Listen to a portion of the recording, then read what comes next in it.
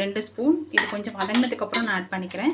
இப்போ இதுக்கு தேவையான அளவு உப்பு போட்டுடலாம். அப்போ தான் வந்து தக்காளி வெங்காயம் எல்லாம் சேர்ந்து வதங்கும். கல் உப்பு ஆட் பண்ணிக்கோங்க.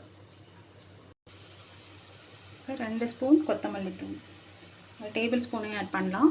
அப்போ தான் உங்களுக்கு கிரேவி கொஞ்சம் திக்காக வரும். லைட்டாக மிக்ஸ் பண்ணி விட்டுக்கலாம். மிக்ஸ் பண்ணிவிட்டு உருளைக்கிழங்கு, நான் நல்லா பெரிய சைஸ் உருளைக்கிழங்கு 1 போட்டிருக்கேன். இது வந்து ஒரு 5-6 பேர்த்துக்கு உண்டான குவான்டிட்டி, அதனால் கொஞ்சம் தாராளமாக இருக்கும். இது லைட்டாக மிக்ஸ் பண்ணிவிட்டு நம்ம மஷ்ரூமும் சேர்த்துடலாம்.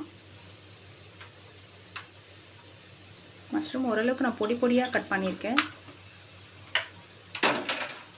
இதுதான். இதெல்லாம் மிக்ஸ் பண்ணிவிட்டு தேவையான அளவு தண்ணி ஊற்றி, அதுக்கப்புறம் தேங்காய் அரைச்சி வச்சுருக்கேன். தேங்காயில் கசகசா கொஞ்சம், சோம்பு கொஞ்சம் போட்டு நல்லா